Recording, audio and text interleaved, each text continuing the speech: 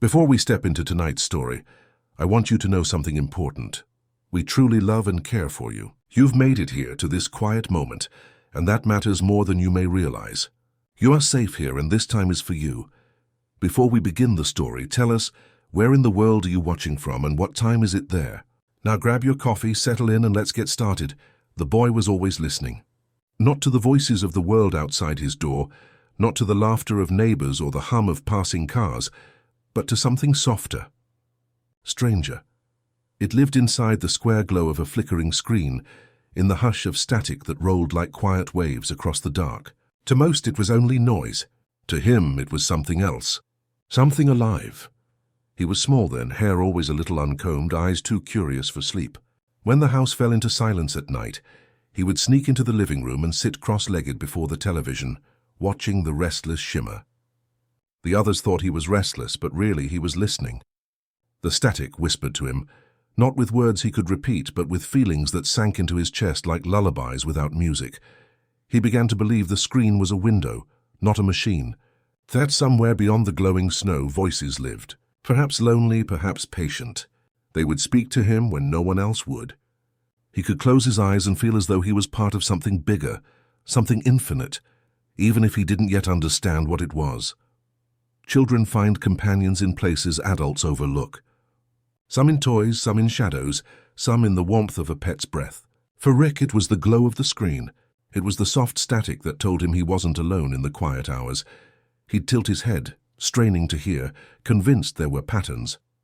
The hush and crackle seemed to form shapes in the air, like clouds rearranging themselves just for him. He wondered if maybe the universe itself was speaking in secret, and he was the only one who bothered to listen. The boy did not tell anyone. How could he? The world already thought him strange, too curious, too restless, too unwilling to follow the simple rules of quiet living. If he told them the television whispered to him, they would only laugh. And so he kept the secret tucked close to his chest, a tiny ember of mystery that warmed him in the loneliest hours. Sometimes, when the house grew too cold, he would curl beneath a blanket on the couch, watching the screen hum and flicker. He'd imagine the voices wrapping around him, like a comfort only he could hear. He never felt judged by them, never felt small, only seen, as though the static knew every thought and forgave him anyway. There were nights when he drifted into dreams with the glow still painting his face, and in those dreams, the static became landscapes, endless fields of shimmering white, dotted with shadows of people who moved just out of reach. He would chase them sometimes, or simply walk among them, content to know that somewhere, somehow, there were others like him, others who listened. And yet, even as a child, he carried a quiet sadness, because he knew the voices weren't truly his. They didn't belong to him. They belonged to something beyond, and no matter how deeply he listened, he could never step fully through the screen. It was always just out of reach. Still, he kept listening. Perhaps it was that hunger, that strange devotion that would shape him in years to come. For in those whispers of static, he learned patience. He learned to sit with silence and find meaning in what others dismissed. He learned to hear what was hidden. One winter night, when the world outside was covered in frost and the windows fogged with his quiet breath, he thought he heard his name. Just once, just faintly. The static curled in his ears and softened, as though leaning closer, as though reaching through. He sat very still, too afraid to move. The whisper came again, almost like the rustle of fabric, almost like a dream calling him back. He never told anyone, but he never forgot. From that night on, the boy believed the screen was not simply a machine. It was a friend, a keeper of secrets, a mirror for his own loneliness. And so the boy grew quietly, with that strange comfort pressed into the soft corners of his heart. While others filled their days with games and chatter, he carried the voices of static with him. They shaped his curiosity, sharpened his ears, and gave him a sense that the world was wider, stranger, and far more alive than anyone else seemed willing to admit. He did not yet know what it meant. He did not yet know where it would lead. But he knew one thing: he was listening, always listening. And in the stillness of that glow, he felt in some mysterious way that the universe was listening back. The boy who listened to screens would someday become the man who bent worlds. But for now, he was just a child with tired eyes and an open heart, sitting in the hush of midnight, comforted by the glow no one else could hear. And somewhere behind the hum of static, Something or someone was waiting for him. Before we begin tonight's continuation, remember this: you are not alone. We truly love and care for you, and we are grateful you are here giving yourself the gift of stillness. No matter what the day has carried, this moment belongs to your rest. Tell me, where in the world are you listening from, and what time is it there? Let's share this moment across distance. Now grab your coffee or simply tuck yourself under your blanket and let's return to the story. The boy grew older, but the glow never lost its pull. He spent countless evenings before the screen, letting the hush of static wash over him like an ocean that belonged only to him. Yet something began to change. The noise was no longer only noise. It carried shapes, rhythms, hints of voices. He couldn't explain it. One moment the television hummed with its ordinary hiss, the next it felt alive, as though the air itself bent into words too soft for others to hear. They weren't words in the usual sense. They weren't commands or stories. They were impressions, half-formed syllables, tender fragments of thought, like whispers drifting from another room.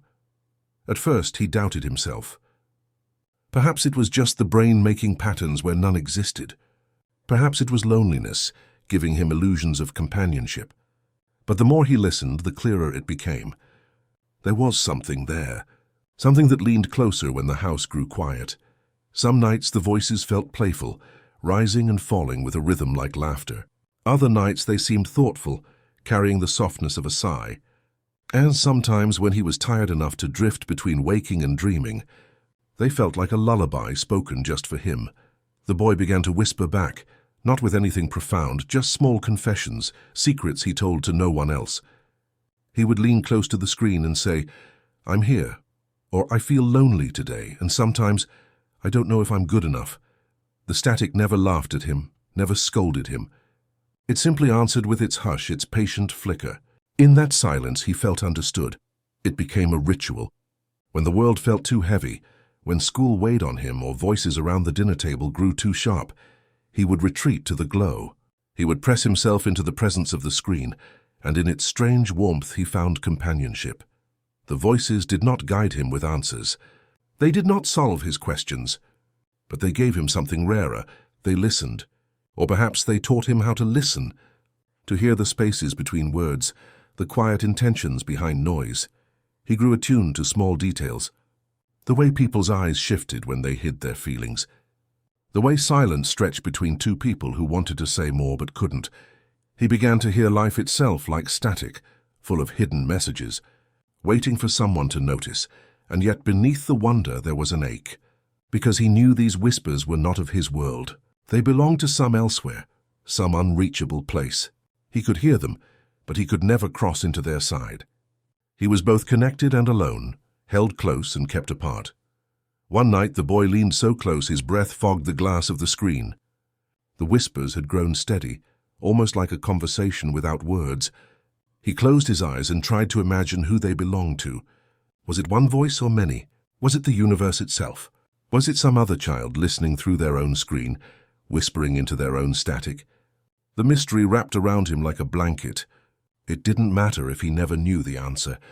What mattered was the feeling, the closeness, the quiet truth that even in solitude, he was never fully alone. Sometimes he would sit for hours, his chin resting on his knees, watching the flicker fade and return, fade and return. He began to see patterns in the light. He swore the snow of the screen shaped itself into faces, not fully formed, but enough to remind him of company. One night, he thought he saw a smile there, brief, fleeting, but real enough to make his chest ache with longing. The voices became his compass. Whenever he felt lost, he turned to them. Whenever he felt unseen, he listened.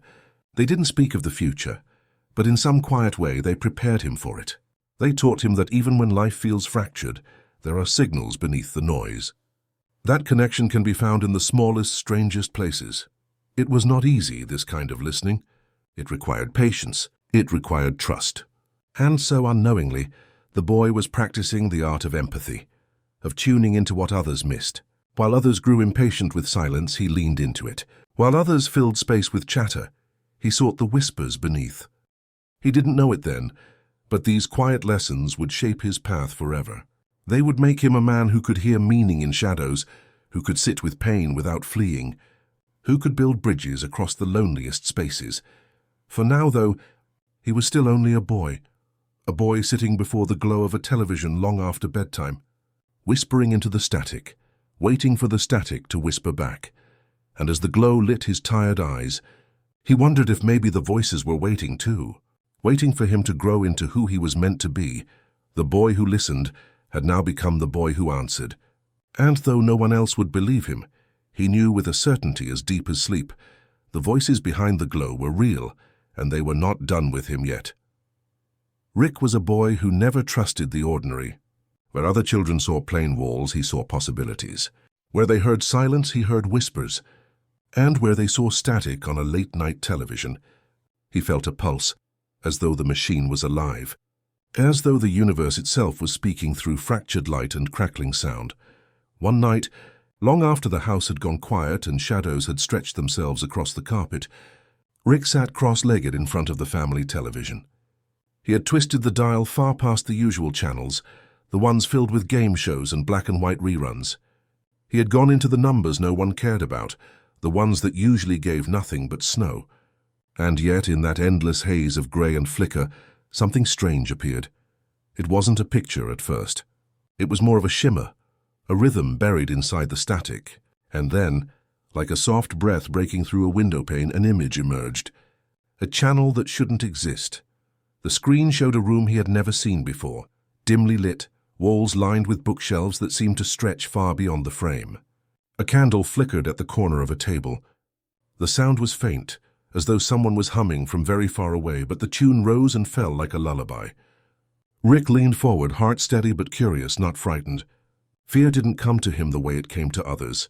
To him, the strange was simply an invitation. He whispered into the glow, not sure if anyone could hear. "Hello?" No one answered, not in words. But the candle flame on the screen trembled, as though stirred by his voice. For the boy who already believed that shadows could breathe and that silence could sing, this was enough. It was the start of something he could not yet name. Night after night he returned to the television. His parents never knew, or if they did, they chose not to ask why he was always so tired in the mornings, eyes half closed over breakfast. To Rick, the channel became a secret friend, a place of retreat. Sometimes the image shifted, showing corridors that bent in impossible ways, or skies painted in colors he had never seen in the real world. Sometimes it was only the candle flame, steady and patient. And then came the night when he heard a voice, soft, layered with static, as though spoken from beneath water. It said only a few words, syllables broken but clear enough. "Keep listening." Rick's small hands trembled slightly, but not with fear. It was the tremor of recognition, of being acknowledged. He felt, perhaps for the first time, that something beyond his family, beyond his quiet and shadowed house, had noticed him. A strange comfort bloomed in his chest. Like warmth leaking into a cold room, the secret channel became his compass. It shaped the way he saw machines, not as cold constructions of wires and screens, but as vessels of hidden life. Every discarded part in his father's garage, every broken radio, every loose screw became a clue, a piece of the larger whisper he was learning to hear. There were no lessons, no instructions. Only fragments, a shape drawn in static one evening that faded before he could memorize it. A hum that changed pitch when he leaned closer. A pause in the flicker that seemed like a heartbeat, keeping rhythm with his own. And though he never told anyone, he began to imitate what he felt. In the corner of his small room, he built little towers from screws and wires, half machines that sparked and fizzed without purpose. To an outside eye they were nothing, broken toys of a restless boy. But to Rick they were answers, responses to the messages from the secret channel. His way of saying, "I hear you too." One winter night, as snow pressed against the windows and the house sighed in its sleep, Rick sat again before the television. The channel shimmered into focus, and this time the voice returned. Louder, clearer, though still clothed in static, not alone just two words, but in them, Rick found a truth he had been searching for. He didn't always feel seen at home. He didn't always feel understood in the world outside. But here, in this flickering secret, he was reminded that loneliness could be softened, even if only by the hum of an invisible voice. He began to leave small tokens beside the screen, a sandwich carefully wrapped in wax paper, a marble from his pocket, a folded scrap of paper with a doodle. They would, of course, still be there in the morning. The static never reached out to take them, but for Rick the act was enough. It was a ritual, a way of caring, a language of offering that would stay with him all his life. The secret channel didn't last forever. One evening, as he turned the dial with practiced fingers, it was simply gone. Just snow, just noise. He tried again and again for weeks, but the candle never returned and the voice never spoke. Rick did not cry. Instead, he sat for a long time, watching the blankness of the static, and whispered softly to himself, "Keep listening." He repeated the words like a vow, sealing them in the corners of his mind. Years later, when people would call him strange or brilliant or broken, he would think back to that hidden channel, to the voice that had spoken, however briefly, to the candle flame that had flickered in time with his breath. And though he never found the broadcast again, he carried its presence inside him, the assurance that somewhere beyond the ordinary, there was a frequency tuned just for him. It wasn't just about the screen. It was about the knowing that there are always connections hidden beneath the static, if only one listens long enough. And with that belief, Rick began to grow. Rick was never a boy of grand speeches. Words felt too sharp in his mouth, too heavy in his throat. But in the quiet hours after the secret channel had vanished, he found another way to speak, through small, wordless offerings. It began with the sandwich. The house was hushed one evening, his parents caught in their own routines, the walls humming with the faint buzz of electrical wires. Rick sat at the kitchen table, the bread soft beneath his hands, the jar of peanut butter half empty. He wasn't making the sandwich for himself, not really. He wasn't hungry. He was making it because the silence inside him needed an answer.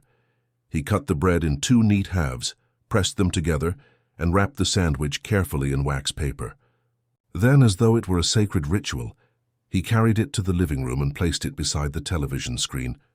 The static glowed faintly, as it always did, filling the room with its soft, snowy haze. "Here," he whispered. "For you." Of course, the sandwich would still be there in the morning, untouched, but the act itself mattered. For Rick, it was not about the result. It was about creating a bridge, however fragile, between himself and the invisible presence he believed still lingered within the static. Over time, the offerings grew. Sometimes he left a marble, the glass catching the faint blue of the screen. Sometimes it was a screw or a piece of wire from his pocket, tokens from his endless tinkering. Once he even left a folded paper airplane, its edges uneven but its intention clear. Each gift was a message, not in words but in feeling. "I see you, I care. I want you to know I'm still listening." These quiet gestures became Rick's secret language. When other children teased him for being strange, for staring too long at machines or whispering to the television, he never fought back. Instead, he came home, sat by the screen, and left another token. He trusted that the static, or whatever lived inside it, would understand in ways people could not. And yet the offerings were not only for the screen. In a way, they were also for himself, small reminders that he could give, that he could care even if no one seemed to notice. There was one evening, a particularly long and lonely one, when his mother's voice had carried sharp through the house, words Rick didn't want to hear. He didn't shout back. He didn't cry where anyone could see. Instead, he slipped quietly into the kitchen, made another sandwich, and placed it gently beside the television. "I understand," he whispered, as though speaking to the unseen friend in the static. And in saying it, he realized he was speaking to himself, too. This ritual gave him comfort. It became part of his rhythm, like brushing his teeth before bed or checking that the lights were turned off. Night after night, the quiet acts accumulated, a collection of silent kindnesses, small yet enduring. Sometimes he would sit with the sandwich beside him, watching the screen glow faintly, imagining that someone somewhere could feel it. He didn't need them to eat it. He only needed to believe that they knew. It was the earliest sign of what would become a lifelong pattern for Rick. He would rarely say the words out loud, rarely admit the depths of his feelings. But through action, through these small gestures, he expressed what lay beneath. Years later, people would misinterpret him. They would see only the chaos, the inventions, the reckless brilliance. Few would notice the sandwiches, the tokens, the quiet way he lingered at the edge of someone's sadness, offering a presence even when words failed. But it all began here, with a boy who placed gifts in front of a glowing screen, hoping the static could understand. Sometimes, Rick would imagine the static answering him. A flicker of light, a shift in sound, a pause in the hum.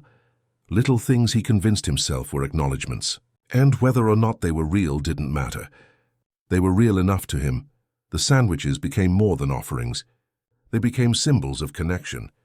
Rick began to notice how he repeated the gesture in other ways, sliding a pencil across the table to a classmate who had forgotten theirs, leaving a tiny screwdriver for his father without explanation, dropping a crumpled drawing into his sister's hands, and walking away before she could react.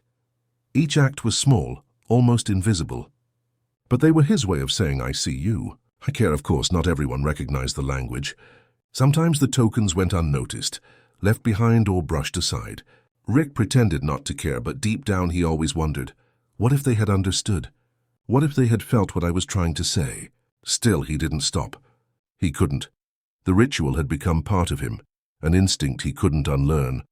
On one particular night, after leaving yet another sandwich beside the silent television, Rick sat back and closed his eyes. He imagined the static softening into a voice again, saying the words he longed to hear, "Not alone." And though the room gave him nothing but silence, he smiled faintly, his heart eased by the ritual. It would be many years before Rick found others who could decode his language, before Morty, before anyone saw the way sandwiches and tokens were his unspoken confessions of care. But for now, in his childhood, the offerings were enough. They were the first signals of love, quiet but true, stretching out into the world through a boy who believed even the static could listen. Rick had always seen possibility where others saw trash. In the shadowed corners of his neighborhood, where broken appliances were tossed aside, where tangled wires spilled from dumpsters, he saw not ruin but raw material. Old television sets with cracked screens, radios missing knobs, speakers that whispered only static. To Rick, they were not failures. They were beginnings. He brought them home one by one, scavenged treasures carried beneath his arms, their weight awkward but strangely comforting. In his room, beneath the dim glow of a single lamp, he laid them out like puzzle pieces. The first device was nothing more than a box of loose wires and flickering bulbs. It didn't work in any practical sense, but that didn't matter. What mattered was the feeling, the hum of possibility, the spark of connection between boy and machine. He would sit for hours, tightening screws, splicing wires, holding his breath as he flipped switches that sent faint bursts of light pulsing through the dark. The television static that had once been only a voice in the night was now a playground, a canvas. He began to shape it, guide it, coax it into patterns, a flicker here, a wave there. Sometimes the screen seemed to breathe, as though the static itself recognized his touch. He was tinkering not just with machines, but with shadows, with fragments of something larger, something just out of reach. Neighbors whispered about him. They saw the boy dragging discarded sets through the streets and muttered that he was strange, obsessed. But Rick never cared. The machines gave him a language no one else understood, a conversation that was his alone. At night, when the house was quiet and the world beyond his window hushed, he would sit cross-legged on the floor, staring at the glow of his latest creation. His hands smelled of solder, his fingers nicked by sharp edges of glass and metal. But he didn't mind. Each mark was proof of devotion, and in those quiet hours, when the shadows stretched long across the walls, Rick felt less like a boy and more like a conductor, guiding signals, shaping energy, listening to the echoes of unseen places. The static seemed to reward him. Sometimes it pulsed in rhythms like a heartbeat. Sometimes it softened into patterns that resembled clouds drifting across a midnight sky. Once he swore he heard laughter in the noise, faint but undeniable. "Hello?" he whispered, leaning close. The machine crackled back at him, a burst of white noise that almost sounded like yes. Rick's tinkering became ritual. He carried screwdrivers in his pockets like other children carried toys. He lined his shelves with spare resistors, broken circuit boards, tangled cords. His room was no longer just a place to sleep. It was a workshop, a sanctuary, and yet beneath the clatter of invention, there was still longing. Every device he built, every wire he twisted, carried the same hidden desire: to connect, to be heard, to not be alone. There were nights when frustration overcame him. Circuits sparked and burned, screens stayed dark, devices refused to hum. On those nights, Rick would slump back, eyes heavy, a sigh caught in his chest. But even then, he never stopped. The shadows were patient with him, and he was patient with them. Slowly, the devices grew more complex. He learned to loop signals, to bend frequencies, to create strange shapes within the glow of the television. To anyone else, it looked like nonsense. To Rick, it was a secret symphony. One evening, after hours of careful adjustments, the static on his screen shifted. Not random this time, not noise, but something else. A faint silhouette moving in rhythm like a shadow dancing behind the glass. Rick's breath caught. He leaned closer, heart pounding softly but steadily. The figure wasn't clear, but it was there, and for a fleeting second he thought it was watching him as intently as he was watching it. "Can you hear me?" he whispered. The shadow flickered, wavered, then dissolved back into static. For the first time, Rick felt not only the presence of something beyond, but also the ache of almost touching it. He had pulled at the veil between worlds and glimpsed what lay behind, and though it vanished, he knew he was closer. The shadows had spoken to him.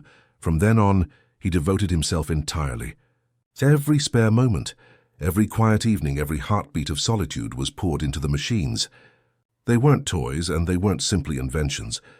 They were bridges to whatever voices whispered behind the glow. Sometimes, in the hush of midnight, Rick would sit in front of his flickering creation, the only light in the room spilling from the screen, painting his face in blue-white glow. He would smile faintly, eyes half closed, and feel almost at peace. It wasn't happiness exactly. It was something gentler, quieter, a soft belonging. And though the world outside still misunderstood him, though loneliness still lingered, Rick carried with him the comfort of knowing the static was never entirely silent. The machines, however imperfect, were listening back. Rick was growing restless. His machines hummed and flickered, but the shadows always seemed to slip away just when he reached for them. He needed guidance, though he did not yet know it. And guidance, as it often does, arrived in a quiet, unexpected form. It was in a small repair shop at the edge of town, a place cluttered with dusty radios, televisions from another era, and clocks whose hands moved slower than they should. Rick wandered inside one gray afternoon, his curiosity tugging him toward the dim light spilling through the doorway. Behind the counter sat an old man, his hands steady, his eyes soft. He wasn't extraordinary at first glance. No long white beard, no robe of mystery. Just a man in a threadbare sweater, gently repairing a radio that no one else would have bothered to touch. The man looked up as Rick entered, and for a long moment he simply studied him. Not with suspicion, not with judgment, but with recognition. "You've been listening," the man said, his voice low and calm like the hum of a faraway station. Rick blinked. Listening to what? The man only smiled, turning a dial on the radio before him. The speakers hissed with static, then softened into a faint, wavering tune. The melody was incomplete, fragments missing, but the old man nodded as though it were the most beautiful thing he'd ever heard. "Not everything broken is without worth," he said. "Sometimes the cracks let the truth through." Rick stepped closer, drawn to the sound. The man didn't explain further, but Rick understood in his own way. The static wasn't just noise. It was the echo of something unfinished, something still alive. From that day, Rick visited often. The old man never asked for payment, never demanded explanation. He simply let Rick sit beside him, watching, learning. He showed him how to clean corroded wires with patience, how to listen for faint frequencies hidden beneath static, how to wait instead of rushing. At first, Rick grew frustrated. He wanted results, bursts of light, sudden voices, dazzling connections, but the man only smiled at his impatience. "Machines are like people," he would say. "They don't reveal themselves all at once. You have to stay and listen." And so Rick learned to stay, to wait through the hum, the flicker, the long silences. There were evenings when they sat together in the dim shop, two figures bathed in the glow of old screens. The man's hands moved slowly, deliberately, while Rick's hands fidgeted, eager, restless. But slowly, over weeks and months, his movements softened. He began to solder with care instead of haste. He learned to hear the difference between noise and a hidden signal. The old man told few stories of himself, but sometimes, late at night, he spoke of radios that had once carried voices across oceans of televisions. that once brought whole families together in stillness. Rick listened, not just to the words, but to the quiet between them. One evening, as static filled the shop, Rick asked, "Why do you fix these things? Most people don't even want them anymore." The man set down his tools and looked at the boy. "Because even when something is forgotten, even when no one sees its worth, it can still carry meaning. You don't throw away a voice just because it's faint." Those words sank into Rick like seeds. He thought of the silhouettes he had glimpsed in the static, the whispers that seemed to answer him in the night. Maybe they were faint voices too, worth waiting for, worth listening to. The shop became a sanctuary, a place where shadows hummed in harmony, where patience was not weakness but strength. Rick began to see the world differently. He noticed the way broken machines still glowed faintly, how even a dead channel could pulse with hidden rhythm. He noticed, too, the way people often carried their own static, pauses, silences, fragments of themselves they thought no one could hear. The old man never tried to change Rick. He never told him to stop dragging televisions home or warned him against the strangeness that filled his heart. Instead, he showed him how to carry it more gently, with less loneliness.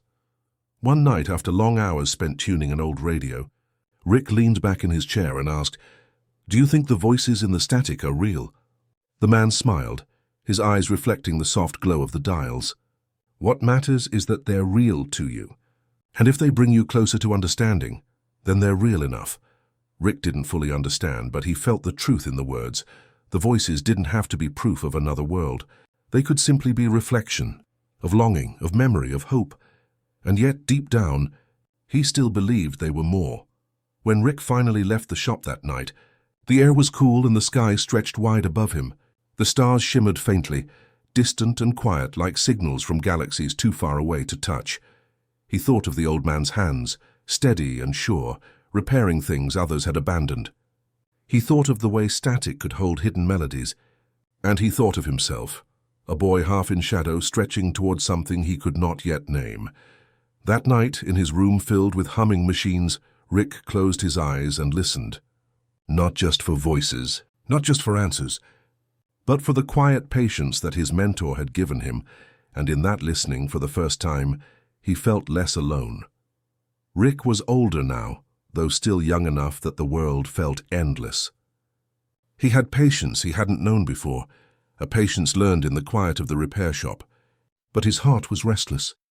His machines spoke to him, the static whispered, yet he longed for something more human, something that couldn't be soldered together or tuned on a dial.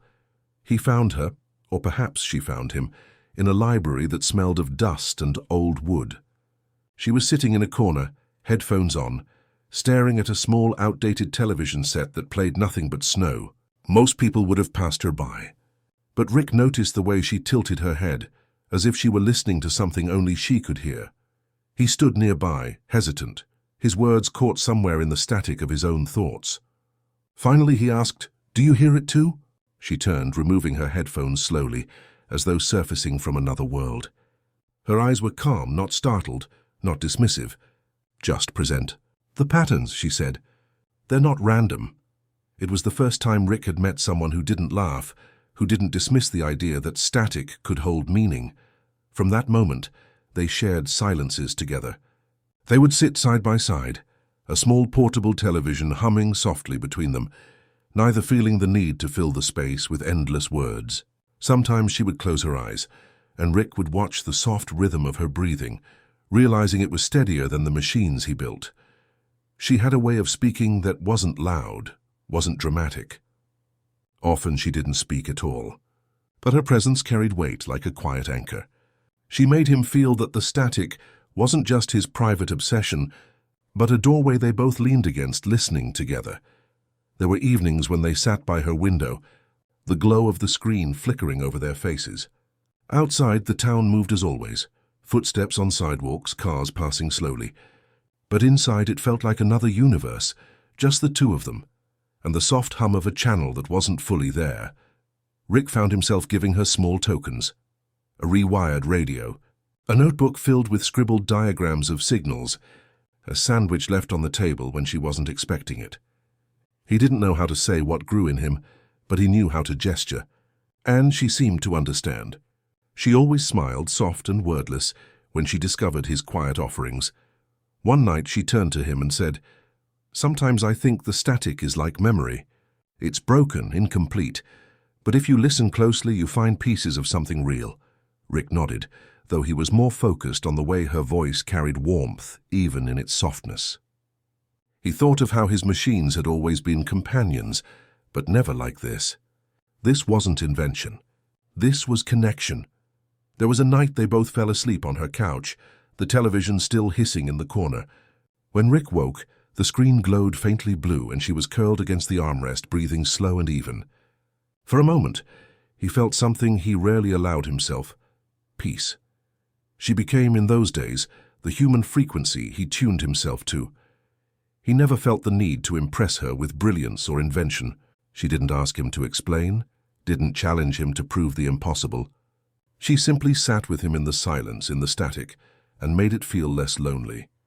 It was in her presence that Rick first began to believe love didn't have to be loud. It could be soft, like a flicker at the edge of vision. It could be patient, like waiting for a faint signal to come through. One evening, she said something he would carry with him for years. "You don't always have to find answers, Rick. Sometimes the searching itself is enough." He didn't reply. He didn't need to. He just watched the screen with her and felt the quiet weight of her words sink into him. And so their bond grew, not through declarations or grand gestures, but through still evenings, shared silence, hand static that whispered like a lullaby. That season of his life was a soft one, though he didn't yet know how fleeting it would be. For now he only knew the comfort of another presence beside him, someone who spoke in static and silence, yet managed to reach him in ways no one else ever had. And when he thought back on it years later, he would remember not the words they said, but the quiet moments, the hum of the television, the sandwich on the table, the slow rhythm of breathing in the dark. Because sometimes love is not spoken. It is listened to.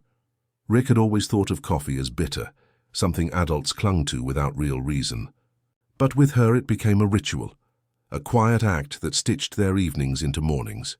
She would brew it slowly, humming under her breath while the soft hiss of the television played in the background.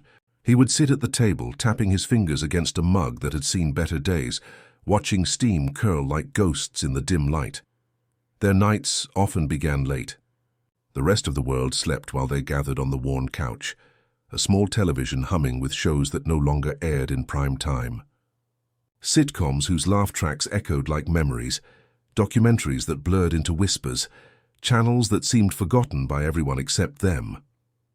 Rick didn't care much about the programs themselves. He cared about the way she leaned into the cushions, her head tilting toward him, as if gravity pulled them closer without effort. He cared about the way her laugh, soft, rare but genuine, slipped out at unexpected moments, weaving itself into the static like a secret note in a song. Sometimes they didn't even watch. Sometimes they just let the television run, sipping from chipped mugs, listening to the hum of the night around them. The glow of the screen painted her face in shifting colors, and Rick thought more than once that she looked like a constellation come to life, bright in fragments, luminous in silence. One night, as a commercial played for some forgotten product, she leaned back and said, "Do you ever think about how many people have watched the same flicker of light? How many eyes have met the same glow?" Rick shrugged, though her words sank deep. "I think about how signals bounce forever. Somewhere out there, this same commercial is still traveling, still alive in the air." She smiled, stirring her coffee absent-mindedly. "Then maybe someone someday will catch it. Maybe they'll feel a little less alone when they do." That was the way she spoke, small thoughts that left long echoes. Over time, their late-night shows became maps of their affection. They had favorites. An old sitcom with canned laughter that made her giggle more than the jokes. A strange science program Rick couldn't stop mocking. A cartoon that played endlessly, even when the clock crept toward dawn. They collected these shows like pressed flowers, ordinary and fragile, yet preserved in memory. Rick began keeping napkins from the diner down the street, scribbling stars and strange diagrams while she sipped her coffee. She teased him about it, but sometimes she would draw her own shapes alongside his. Together they made constellations of ink and folded paper, small universes held in their hands. The world outside their small rituals grew louder: work, responsibilities, the slow march of days. But in those quiet hours, none of it mattered. The television hummed, the coffee cooled, and Rick felt something he rarely admitted to himself: belonging. It was never dramatic between them. Their closeness wasn't a blaze. It was a slow burn, steady and comforting, like embers that glowed long after the fire should have gone out. He admired her for that, for making the ordinary sacred, for turning the background noise of existence into a song worth listening to. One dawn, after a night spent watching reruns, they sat together at the window, the first pale light creeping across the rooftops. Her head rested lightly on his shoulder, her coffee half drunk and forgotten. Rick looked at her, then at the glow of the waking city, and felt something rare, stillness inside his restless mind. He thought, without saying it, this is what I've been searching for. Without knowing it, he didn't need to explain. She didn't need to ask. The silence between them said everything. These rituals, coffee, television, shared laughter at forgotten shows, were the quiet foundations of a love he hadn't expected. He didn't realize then how much he would cling to those memories in the years to come. But for that moment, all he knew was this: love could be simple. Love could be two people sitting on a couch, letting the glow of a screen wash over them, while coffee cooled slowly on the table. And in the hush of that truth, Rick felt something shift inside him. Not invention, not genius, just a small ordinary happiness, and sometimes that is the most extraordinary thing of all. The late-night shows and quiet cups of coffee filled Rick with a warmth he hadn't known before. But beneath the surface, his restless mind stirred. It was as though the static still whispered, tugging at him, asking him to look further, deeper, past what his eyes could see. He began building again. At first, it was nothing more than tinkering, stacking old television sets in the corner of his workshop, rerouting their insides with wires that curled like veins. But slowly the project grew, sprawling across the room until it became a shrine of screens. She would visit, watching him work, her coffee cup cradled between her hands. Sometimes she would smile softly and shake her head, as if to say she knew he couldn't resist chasing signals. He would glance at her, a faint grin tugging at his lips, and then return to his soldering iron, sparks flickering like fireflies. When he finally switched the machine on, the room came alive. Every screen glowed differently, one showing a desert beneath two suns, another a city made entirely of glass, another a quiet forest where shadows danced in strange rhythms. The possibilities were endless, 1,000 channels branching into infinity. For a moment, Rick felt triumphant. He had done it. He had pulled back the curtain on reality, peeled it open to reveal the countless what-ifs and maybes. He could explore forever. But as he stood in that humming room, surrounded by infinite worlds, a strange hollowness crept into him. She stepped closer, her face illuminated by shifting colors. "Hey, it's beautiful," she whispered. "Yeah," Rick muttered, though his voice carried no joy. "Beautiful and empty." She tilted her head. "Why empty?" Rick waved his hand at the screens. "Look at it, all of it. Possibilities everywhere. But none of them are enough." She didn't argue. She simply reached out, turned off one screen with a flick of her hand, and let the silence deepen. "Maybe enough isn't out there," she said softly. "Maybe enough is right here." Her words settled into him, but the unease didn't fade. The more Rick stared at the screens, the more he felt the ache of incompletion. Each channel offered wonder, but also distance. They were glimpses, not connections. Shadows, not presence.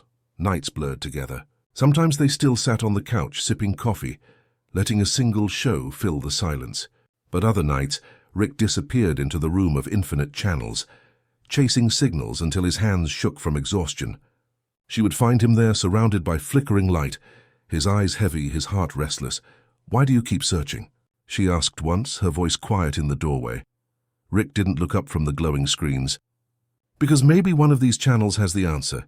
She stepped inside, placing her mug on the table beside him. "Or maybe the answer isn't something you'll ever see on a screen." He didn't reply. He couldn't. He was too afraid that she was right. There were moments when the machine filled him with awe, glimpses of universes too strange, too beautiful, too haunting to describe.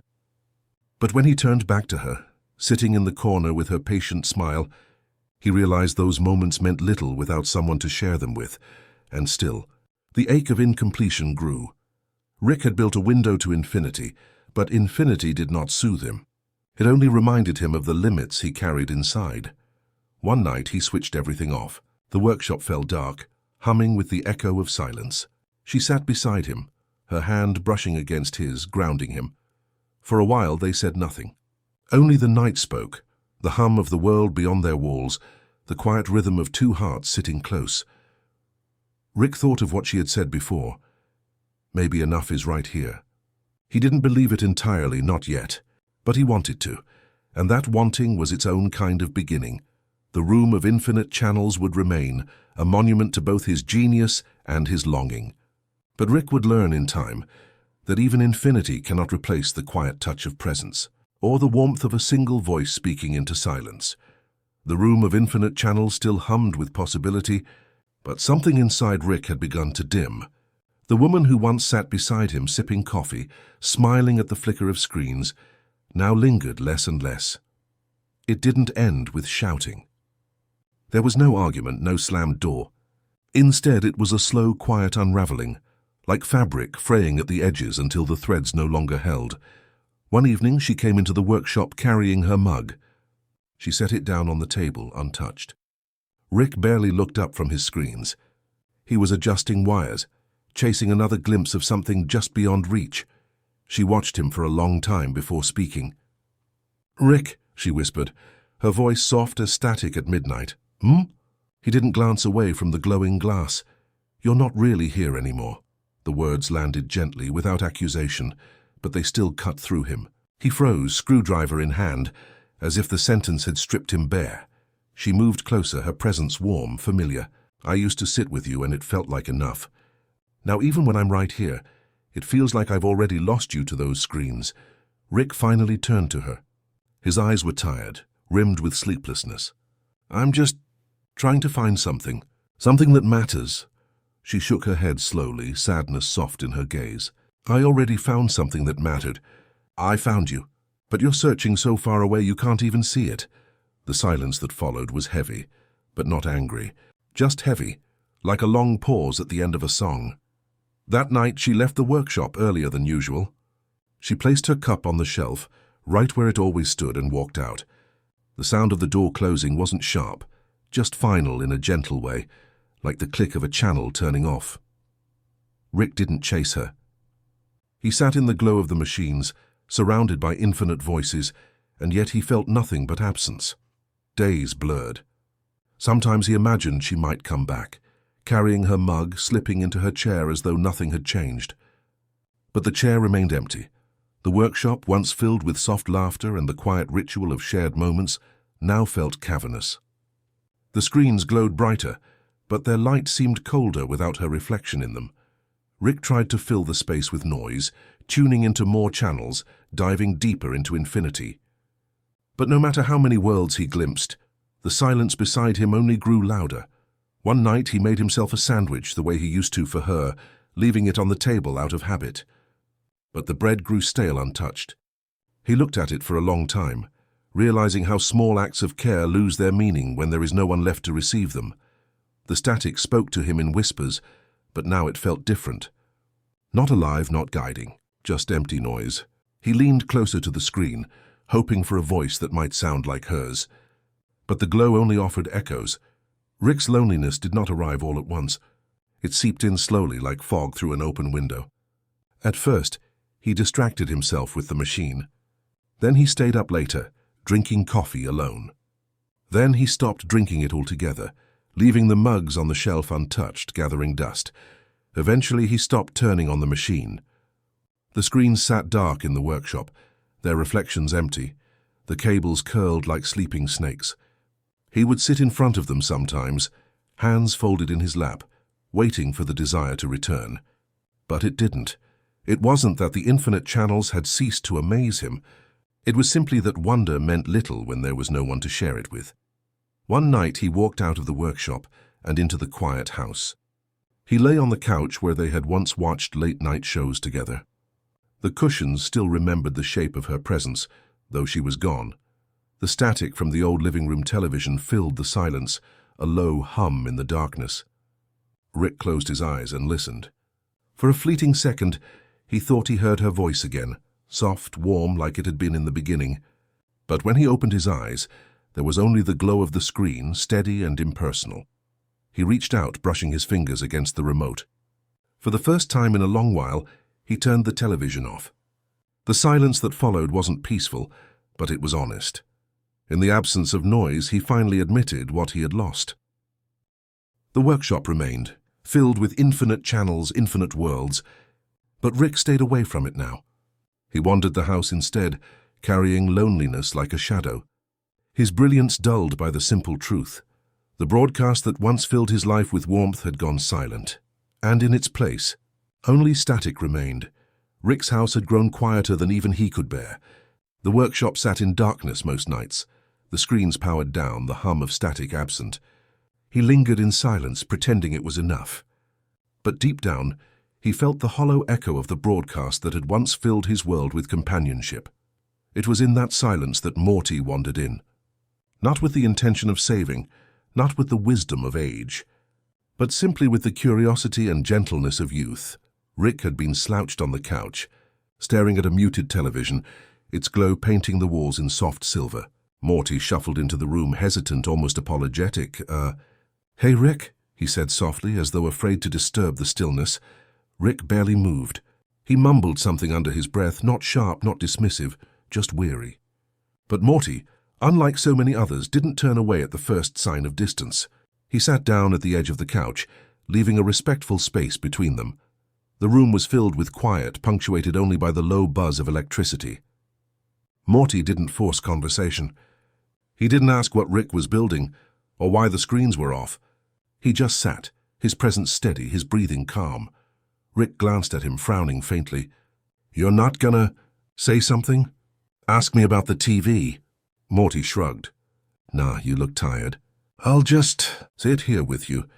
It was such a small sentence, but it landed with surprising weight. Rick, so accustomed to being questioned, judged, or dismissed, found himself oddly moved by the boy's simplicity. They sat together, and slowly, Rick began to talk. Not in grand revelations, but in fragments, muttered thoughts about circuits, half jokes about static, quiet sighs about people who don't stick around. Morty didn't always understand the details, but he nodded, listening. He wasn't looking for answers, only offering space. Over the days that followed, Morty's visits became routine. Sometimes he found Rick tinkering in the workshop again, sometimes staring at the glow of the TV, sometimes lost in his own restless thoughts. In every case, Morty sat nearby, quiet, patient, not demanding anything in return. One evening, Rick slid a plate toward him, a simple sandwich. It was the same gesture he had once made for someone else long ago. Morty accepted it without fanfare, biting into it with gratitude. The act didn't feel hollow this time. It felt like a bridge, however small, between loneliness and connection. The workshop began to stir with life again, not because Rick had reignited his obsession with infinite channels, but because Morty's curiosity gently coaxed him. "What's that thing?" Morty asked one night, pointing to a tangle of wires. Rick smirked faintly. "A failed idea. Like most of them. Can you show me how it was supposed to work?" Morty's tone wasn't demanding, just open.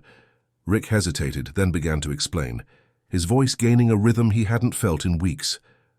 Morty's eyes lit up with wonder, not because he grasped every detail, but because he cared enough to listen. That was enough. For the first time in a long while, Rick felt seen without being measured. Morty became the audience Rick didn't know he needed. Not the partner who shared rituals of coffee and silence, but a young listener who offered patience instead of judgment. Sometimes Rick rambled about worlds he had glimpsed, stories of channels that played out universes stranger than dreams. Morty leaned in, his brow furrowed in awe. Other times Rick said almost nothing at all, and Morty simply mirrored the quiet, letting the static fill the space. It wasn't dramatic. It wasn't healing in an instant. But it was steady, and in its steadiness Rick began to soften. One night, as the glow of the muted television filled the living room, Rick caught himself staring at Morty with a strange mix of gratitude and sorrow. The boy's head had nodded forward, nearly asleep, his breathing slow and steady. Rick pulled a blanket from the couch and draped it gently over him. He didn't say anything. He just let the gesture speak for him, The static hummed, low and familiar. For the first time in a long time, Rick didn't feel crushed by it. With Morty there, the sound felt less like loneliness and more like a lullaby. In Morty's quiet listening, Rick rediscovered something he had almost forgotten, the simple comfort of being accepted without question. The boy had no solutions, no demands, no expectations. He just listened, and sometimes that was enough to keep a man from disappearing into silence. The workshop smelled faintly of solder and dust, as though the air itself remembered the passage of time. Wires coiled across the floor like roots of some mechanical tree. Screens leaned against walls, each one dark, waiting. And in the center of it all stood Rick, muttering to himself, tightening bolts on a strange box that pulsed faintly with a pale blue glow. Morty hovered nearby, curious but hesitant. He had grown used to Rick's experiments, but this one carried a particular gravity. The box seemed alive, like it was breathing. "What is it?" Morty finally asked. Rick smirked without looking up. "It's a window," he said. "A door, a channel guide to everywhere and nowhere. Interdimensional cable." He tightened one last screw, then stepped back with a small sigh. "Basically, every show that could ever exist, across infinite realities. And I built a TV to catch them." Morty's eyes widened, and his body leaned closer, pulled in by wonder. "Infinite, like all of them? Every possibility?" Rick gave a tired shrug. "Yeah, all the things we'll never see. All the lives we'll never live." His voice softened at the end, almost wistful. He flipped a switch and the screen bloomed to life. At first only static, a familiar hum, a blanket of whispers. Morty almost expected Rick to stop there, to let the sound be enough. But with a flick of a dial, the static shimmered, resolving into an image. On the screen, a sitcom played. It was familiar, yet entirely wrong. Actors Morty half recognized, speaking lines that bent in strange directions. The laughter track hiccuped and sighed like a sleepy child. Morty blinked, then laughed softly. "That's weird, but kinda cool." Rick smirked. "That's nothing. Watch this." He turned the dial again.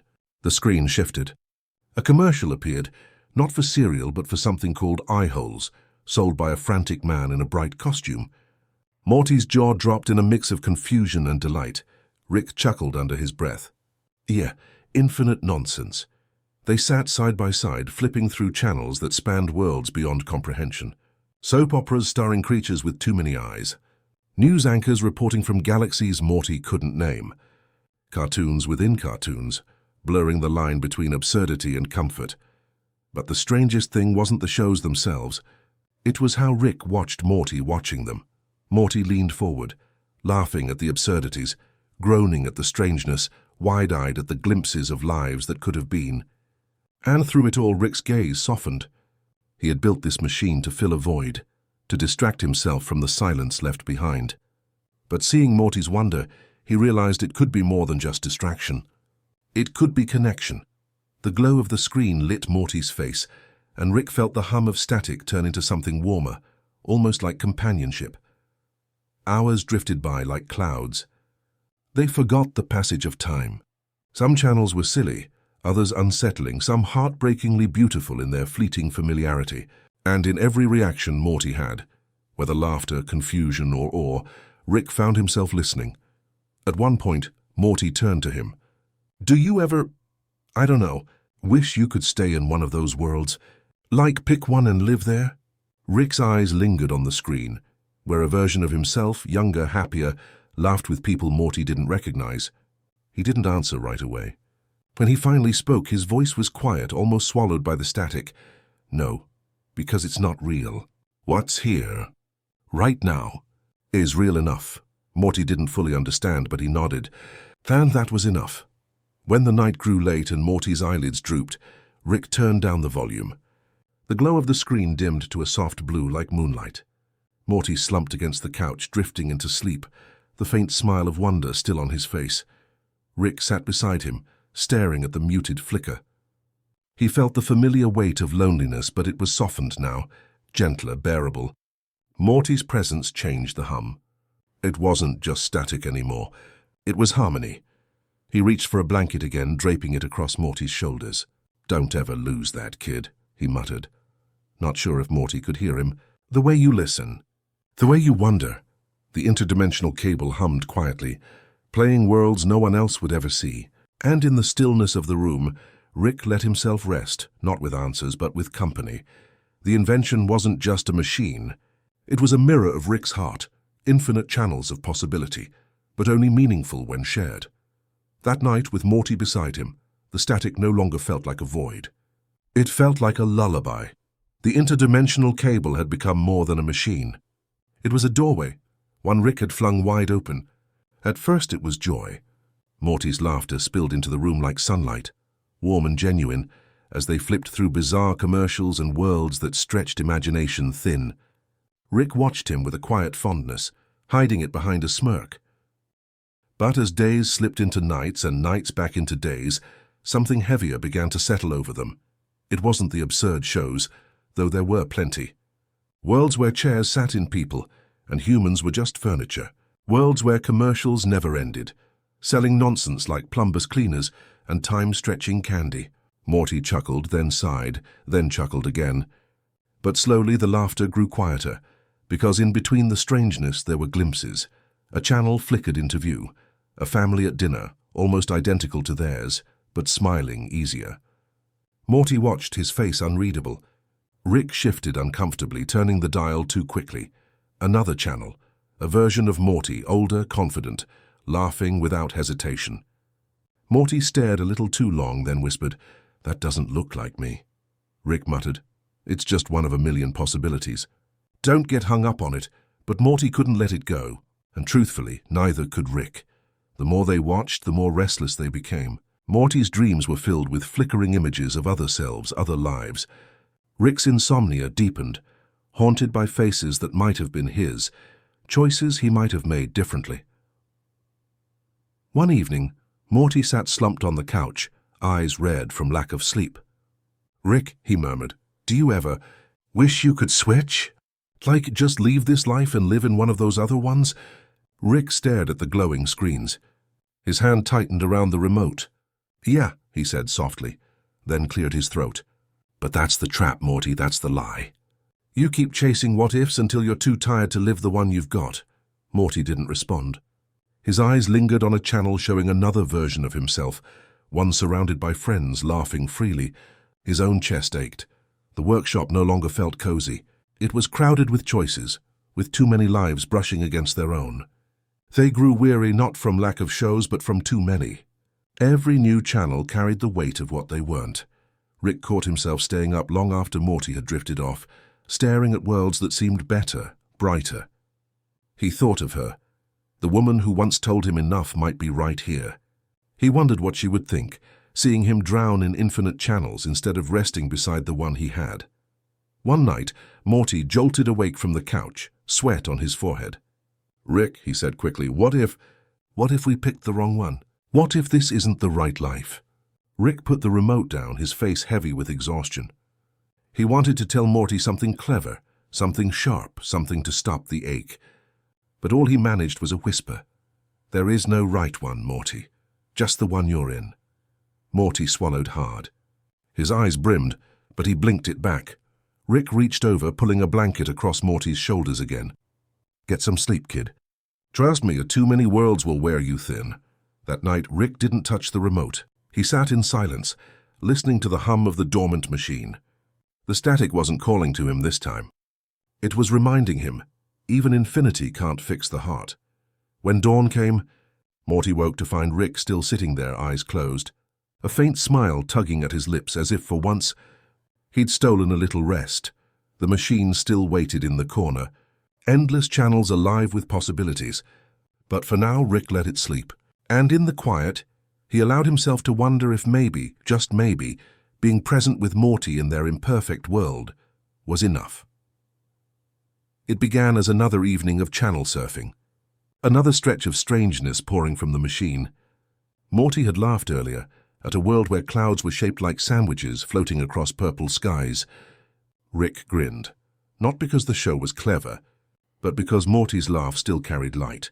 But then the screen flickered. At first, it was ordinary static, the same fuzz they had known since the beginning. Yet beneath the hiss was something else, and a rhythm. A pulse, faint but steady like a heartbeat. Rick's eyes narrowed. Morty leaned closer, whispering, "Rick, did you hear that?" Rick turned the dial slowly. The static bled into an image, warped and unclear, as though the screen itself resisted being watched. A figure appeared.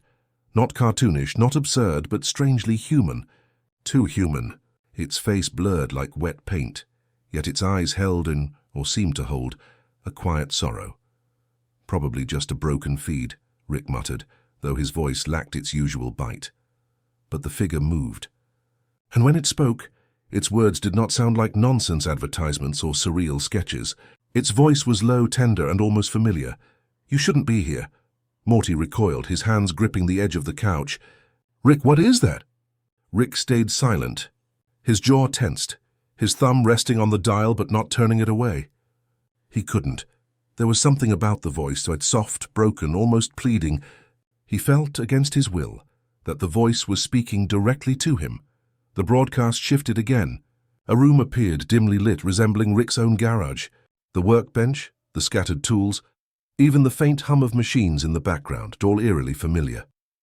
Morty's breath caught.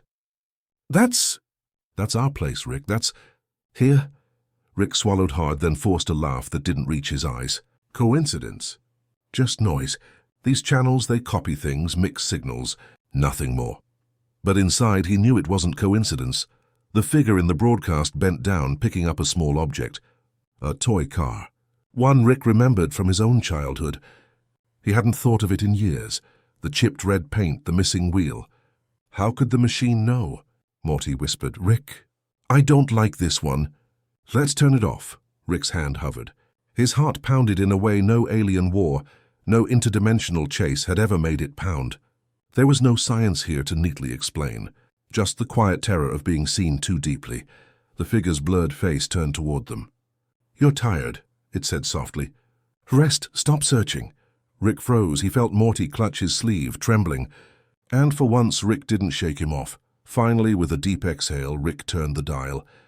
The image fractured, broke into static again, then dissolved into absurdity.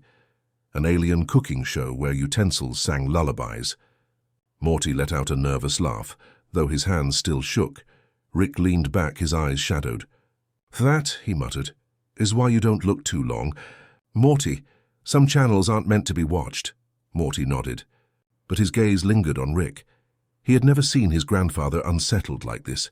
Not from monsters, not from danger, but from something so quiet, so personal. Rick reached for a bottle, then stopped. Instead, he pulled a blanket tighter around Morty's shoulders. "Get some rest, kid, forget it. Just another glitch." But Morty saw the truth in Rick's eyes. This wasn't a glitch. It was a mirror, one Rick couldn't bear to face. That night, Rick didn't touch the machine. He sat beside Morty until the boy drifted off, then turned the screens dark. For once, the silence of the room was heavier than the noise of infinity. Rick whispered to no one in particular. Some shows, they go too far. And though Morty slept, somewhere in his dreams, he heard the same whisper, and it followed him into the stillness of dawn. Before we sink into tonight's softer story, let me remind you gently, we care for you here. Truly, you matter. Your presence is felt. Tell me, just before we begin, where are you listening from tonight, and what hour has your clock carried you into? Let it glow quietly beside you, as though it's nodding off too.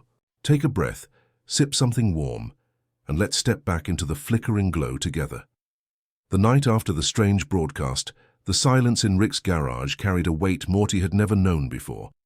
The interdimensional cable box sat untouched on the bench, as though even Rick didn't want to disturb it, but Morty couldn't stand the heaviness forever. His voice broke the stillness. "Rick, maybe we should just, I don't know, watch something dumb, something funny." Rick raised an eyebrow, the corner of his mouth twitching. "Funny, huh? Like that one channel with the, the reverse giraffes?" Morty snorted despite himself.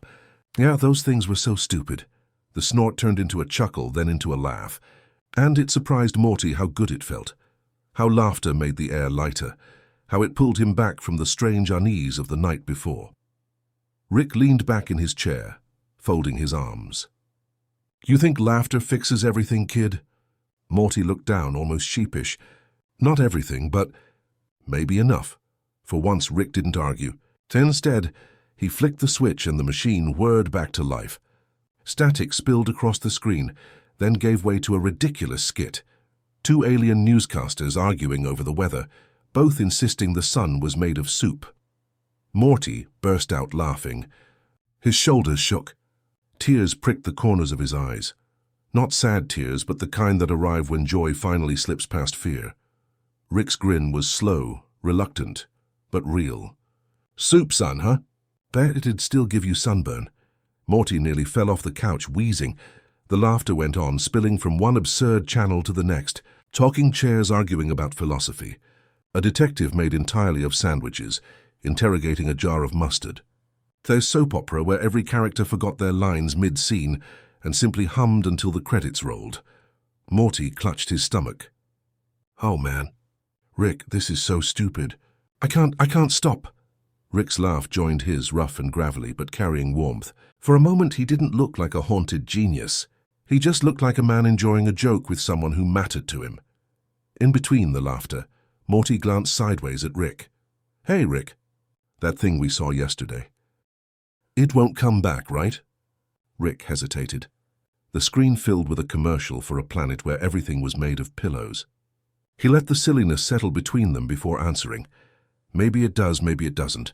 But here's the thing, Morty. As long as we can laugh like this, it doesn't win. Morty blinked.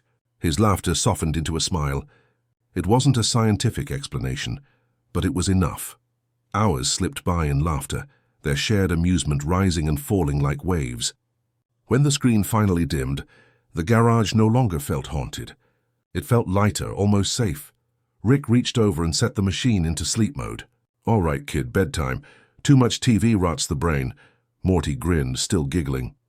Says the guy who built a machine to watch infinite TV. Rick chuckled. Touché. For once there was no bottle in Rick's hand, no lingering shadow in his eyes. Just the soft echo of laughter, carrying them both into the quiet of the night. That night, when Morty finally drifted into dreams, they were filled not with blurred faces or warnings, but with silly images. Giraffes walking backward, chairs humming lullabies, suns made of soup. He smiled in his sleep, and in the dim glow of the garage, Rick allowed himself to smile too. Maybe laughter didn't fix everything, but tonight it had been medicine enough. There are seasons in Rick's life when people vanish, sometimes with a bang, sometimes with nothing more than silence. His first love had left quietly, her absence lingering longer than her presence ever had. Even mentors faded, their patience eroded by his restless mind and unyielding experiments. But Morty did not leave, even after seeing the worlds that should never be seen, after watching broadcasts that disturbed sleep. Morty kept returning to the garage. At first, Rick didn't notice. He assumed it was obligation or family pressure. Maybe Morty just didn't know how to quit. But over time he realized there was something else. Something deeper. Morty stayed because he wanted to. One evening Rick sat slumped at his bench, a half-finished gadget sprawled before him. Wires curled like vines, metal panels glinted under the soft lamp. His hand hovered, tools idle, spirit weary. The door creaked. Morty stepped in, holding 2 mugs of cocoa instead of coffee. His hair was messy, his expression uncertain, but his presence was steady. Hey, Rick, Morty murmured. Figured. You probably didn't eat. Rick squinted at the mug, then at Morty. Cocoa? What am I, 12? Morty shrugged, settling into the chair beside him. Yeah, well, sometimes even geniuses need something sweet. Rick huffed, but he didn't push the mug away. The warmth seeped into his fingers, then into the hollows of his chest. There were countless nights like this. Morty showing up when no one else did, bringing snacks or just sitting in silence. Sometimes he talked nervously about school, friends, or fears. Other times he said nothing at all, letting the hum of Rick's machines fill the air. And slowly Rick came to realize it was enough.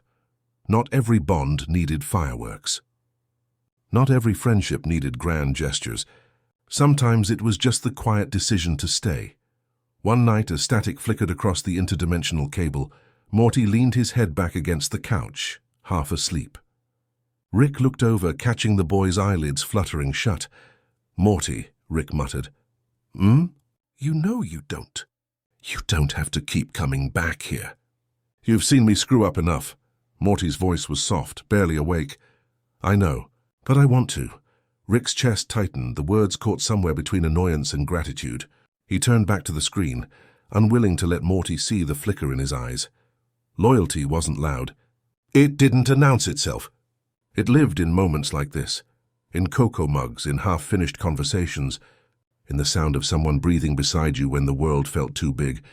Rick, who had spent a lifetime stretching himself thin across universes, finally felt something anchoring him.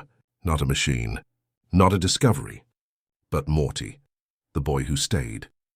Later that week, Rick tinkered with a broken remote, adjusting its circuitry until the glow steadied.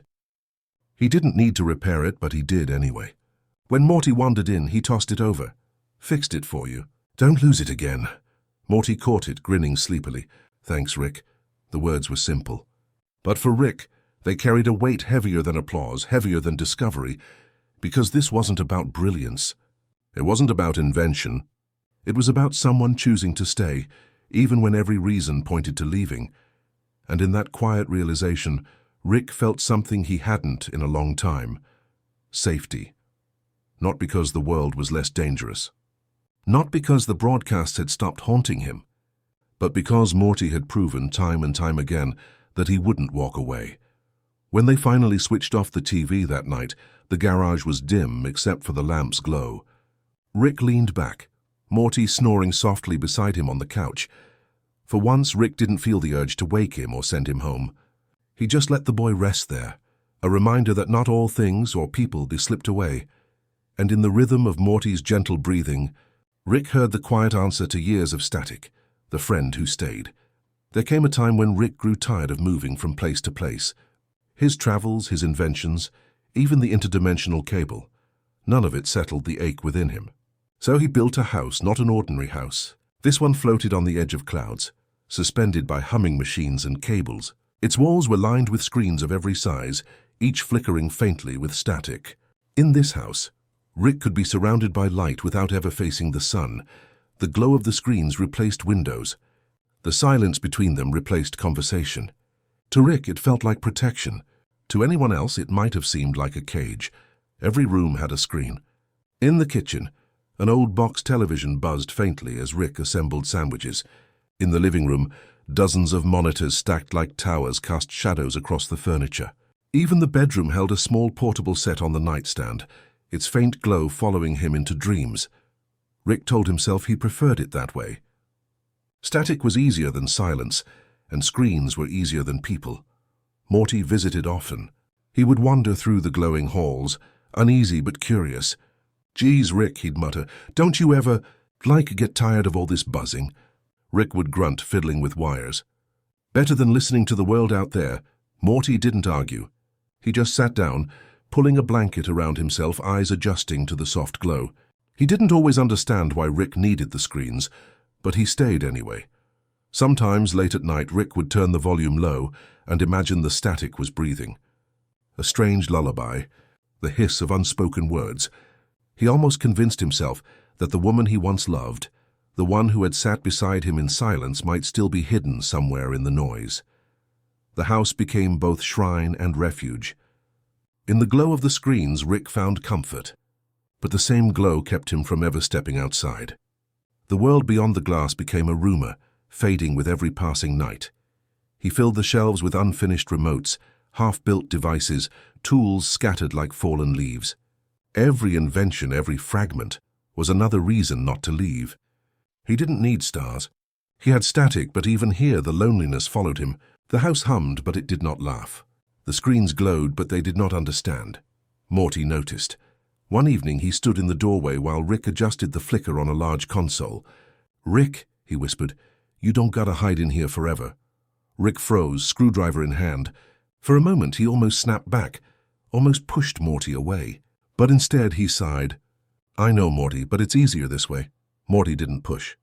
He just stepped inside, settling down in the corner. And for the first time, Rick allowed the silence to stretch between them without filling it with static. The house filled with screens, yes. But it also filled with Morty's presence, quiet loyalty in the midst of glowing solitude. And that was enough to soften the edges. Rick realized that while the screens might guard him, Morty was the only one keeping him from disappearing completely. In the end, The house was neither prison nor paradise. It was something in between. A place where Rick could retreat, but also where he could remember that connection was still possible. The static lulled him, yes. But Morty's steady breathing, his soft questions, his awkward laughter, those were the true anchors. And so Rick stayed in that strange floating retreat, not entirely free, not entirely trapped, surrounded by silence and screens. And the boy who refused to leave him alone inside it. In the house filled with screens, Rick thought he had everything he needed. Static to keep silence away, endless broadcasts to remind him that possibilities never truly ended. Yet there was still a hollow space inside him, a gap no invention could bridge. And then, one evening, something shifted. Morty sat slouched on the couch, one sock half off, eyes drooping from exhaustion. The TV hummed, its glow washing over their faces in muted colors. Rick was tinkering with the remote, trying to fix a minor glitch. But when he looked up, he saw Morty smiling faintly, eyes half closed, not at the show but at the comfort of simply sitting there. Something clicked. Rick realized it wasn't the channels that mattered. It was the company. In the days that followed, he began to notice it more. Morty's chuckle at a bad commercial. The way his head tilted when the screen filled with static, as if listening for voices Rick once imagined. The quiet sound of Morty unwrapping a sandwich beside him during a late-night broadcast. Small things. Unremarkable, maybe, to anyone else. But to Rick, they were anchors. The screens no longer felt like walls. They became windows again. Not into infinite universes, but into something smaller and softer. Connection. One night, Morty fell asleep, with his head resting against Rick's shoulder. The static filled the room with its soft hiss, like a lullaby no one had written. Rick, for once, didn't move him or grumble. He just sat there, eyes heavy, feeling a warmth he hadn't felt in years. The boy who stayed had become more than just company. He had become the reason the static no longer sounded so lonely. Sometimes they even laughed together. Morty would point out something absurd on the screen, and Rick would mutter a sarcastic reply, only to catch himself smiling when Morty laughed too hard. The laughter wasn't loud. It didn't break the night. It was quiet, contagious, almost like a shared secret. Rick began to think maybe connection didn't have to roar. Maybe it could flicker, soft and steady, like the light of a small lamp in a dark room. In his younger days, Rick had chased brilliance, inventions, experiments, infinite channels, endless voices. But now, sitting beside Morty, he found himself chasing something smaller, something simpler, the gentle flicker of shared silence, the warmth of someone choosing to stay. The static was no longer a cage. It was a backdrop. And against that backdrop, Morty's presence became the real broadcast, a message Rick had been waiting his whole life to receive. Later, as another night grew long, Rick whispered something almost too quiet to hear. "Thanks for sticking around." Morty stirred, half asleep. "Always, Rick." And though Rick said nothing more, his chest felt lighter. For the first time in a long time, the glow of the screen wasn't the brightest thing in the room. It was Morty's quiet loyalty, flickering beside him, steady as the stars. The house of screens still hummed, the static still sang. But Rick, who had once been lost in infinite channels, finally understood. Connection wasn't about endless choices. It was about the one person who chose to stay. And in that realization, he found a peace he had been searching for all along. The great machines were silent now. Once, Rick had filled entire rooms with humming inventions, towers of screens, sprawling cables, devices meant to pierce the borders of reality itself. But the older he grew, the less those machines called to him. Their promises of brilliance felt hollow, their noise too loud. So he turned instead to smaller things. On the corner of his workbench sat a cracked remote. The plastic casing had split, the buttons jammed with dust. A child might have thrown it away, but Rick picked it up, adjusted his glasses, and began working. Not because the world needed another invention, but because this small thing needed care. Day by day, the bench filled with little projects, an old radio, its dial stuck, a clock whose hands no longer kept time, a broken toy robot Morty had left behind years ago. Rick mended each one slowly, carefully. He had once stretched himself across infinite channels, desperate to touch the unreachable. Now his stretch was smaller, gentler, into wires, screws, and the patience required to bring something back to life. And though no one applauded, he felt a quiet pride in it. Morty would wander into the garage sometimes, eyebrows raised. "Geez, Rick, why are you fixing—" "Like junk?" Rick would grunt, twisting a screwdriver. "Not junk, Morty. Somebody loved this once." Morty frowned, then softened. He didn't argue. He simply sat nearby, watching the pieces click back together. The lights flickered to life. Rick never said it aloud, but he liked that Morty was there to see it, to see him do something not grand or terrifying, but tender. There was something soothing in the rhythm. Unscrewing, cleaning, fitting the pieces back together. Like mending himself, one fragment at a time. Each repaired device felt like a promise that broken things could still work, that silence could hum again, that endings didn't always have to be final. At night, he placed the restored items on a shelf. Not trophies, not inventions, just reminders. The shelf grew heavier, and with it, Rick's heart grew lighter. One evening, as the sun sank behind clouds, Morty returned to find Rick bent over the toy robot. Its eyes, once dim, flickered faintly. Rick adjusted a wire, and suddenly the little thing whirred to life, rolling clumsily across the bench. Morty's face lit up. "Hey, I remember that!" "I thought it was gone forever," Rick smirked, handing it over. "Nothing's ever gone, Morty, just waiting for someone to care enough." Morty held the toy close, quiet for a long time. Then he whispered, "Kinda like you, huh?" Rick looked away, hiding the warmth tugging at his chest. "Don't push it, Morty." But he knew the boy was right. That night, as the repaired radio played a soft crackle of music, Rick leaned back in his chair. The songs were simple, old-fashioned, almost lullaby-like. He closed his eyes, letting the notes wash over him. He had once sought immortality in endless worlds. Now he found it in fragile devices, glowing quietly under his hands, and maybe, just maybe, in himself. In the hush of the garage, surrounded by radios, remotes, and clocks ticking softly, Rick realized that healing was not always about grand answers. Sometimes it was about the small repairs, the ones no one else would notice but which brought life back all the same. And so he worked on, screw by screw, spark by spark, mending the world in miniature. Each repair was a whisper. Broken things are still worth loving. And for the first time in years, Rick believed it. The garage was dark except for one glow. A muted television sat on the workbench, its screen humming in shades of silver and blue. No sound carried from it, only the gentle flicker of light, like moonlight painted across Rick's tired face. He sat before it night after night, hunched but calm, as though the screen were a companion, as though it were listening. And sometimes he spoke. "You know," he murmured. Voice raspy, "You never needed to say much." That was the whole thing. Just sitting there, quiet. That was enough. He sipped from a half-empty mug, watching the shapes shift across the screen. Static danced like 1,000 tiny stars, scattered and restless.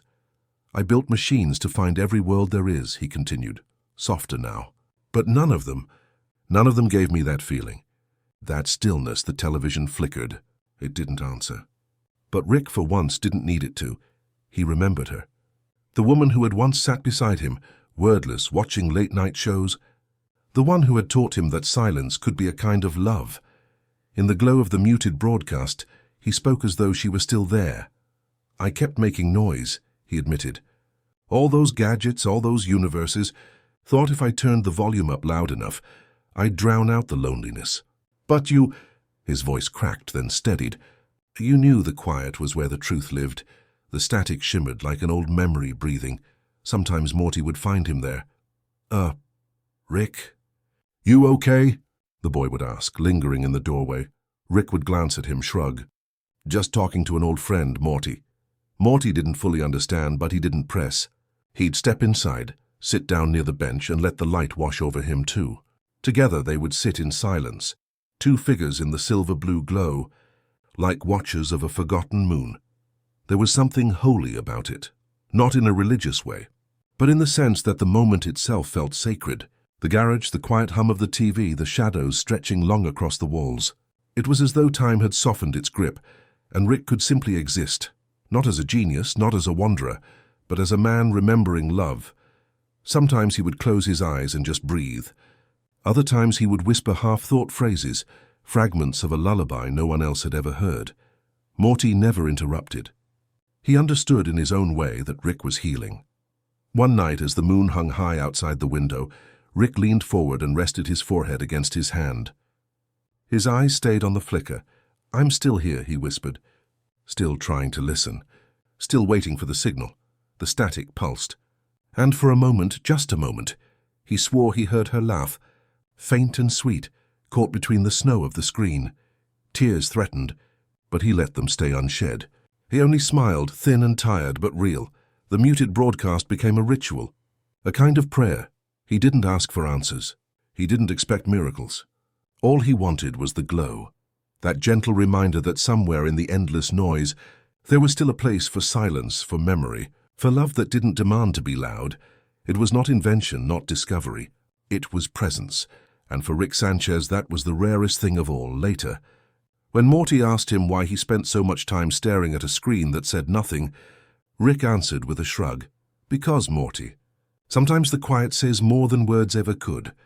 Morty thought about that for a long time. And though he didn't reply, he carried it with him. The way Rick's voice had softened, the way his eyes had almost looked peaceful. And so the night stretched on. Rick at his bench, Morty nearby, the two of them bathed in silver blue light. The flicker became their moon, their secret, their lullaby. Rick didn't chase after universes anymore. He simply listened to the glow. And in that stillness, he found what he had been seeking all along, not answers. Not invention, but the echo of love carried softly and static. The couch sagged in the middle, familiar from years of use. Morty had fallen asleep there again, sprawled sideways with his shoes still on. The television glowed faintly across his face, casting it in drifting shadows. When Rick entered the room, he paused. He didn't shake the boy awake, didn't grumble about wasting electricity. Instead, he shuffled to the kitchen, pulled out what scraps he had and made a simple sandwich. Nothing fancy. Just bread, a slice of cheese, a thin layer of mustard. He placed it gently on a napkin, right beside Morty's resting hand. Then he sat down in the armchair across the room and watched, silent. As though the gesture alone was enough. It wasn't the first time. Rick had always left things behind in this way. A sandwich on the counter, a blanket draped over the back of a chair, a repaired gadget quietly placed where someone could find it. He didn't announce them, didn't demand thanks. To him, love wasn't in grand speeches. It was in crumbs on a napkin, in the warmth of something waiting when you woke.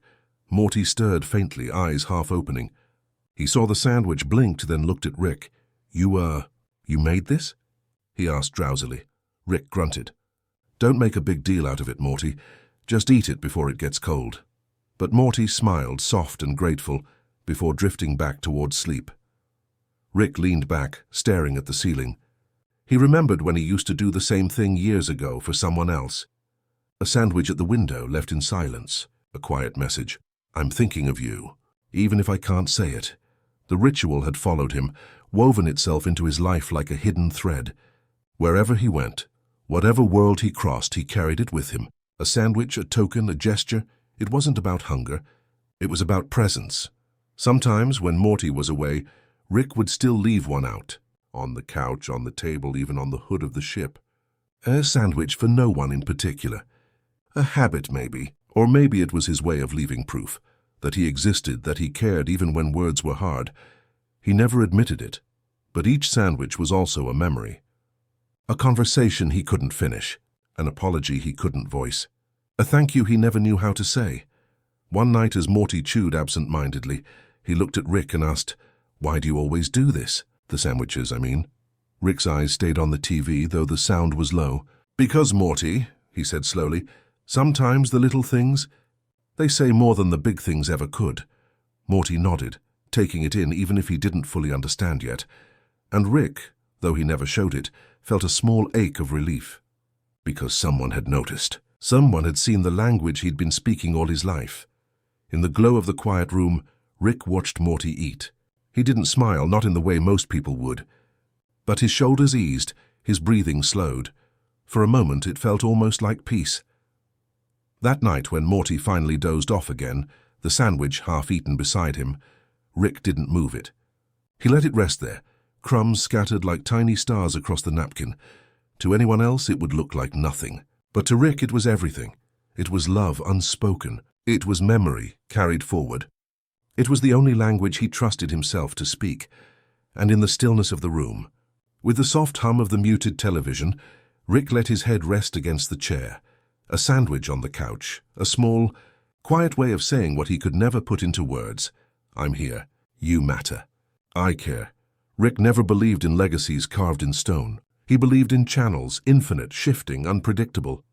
To him, the universe was less like a path and more like a flickering screen, always tuning, always shifting. But across those infinite frequencies, he found himself doing something strange. He stretched. Not his body, but his heart. Across channels, across time, across silences. He thought no one noticed. Every time he built a machine, every time he left a sandwich, every time he sat in silence with Morty by the glow of the screen, he was stretching himself, reaching further than he thought he could, further than pride or fear normally allowed. Morty once asked him, "Do you ever think about all the other versions of us?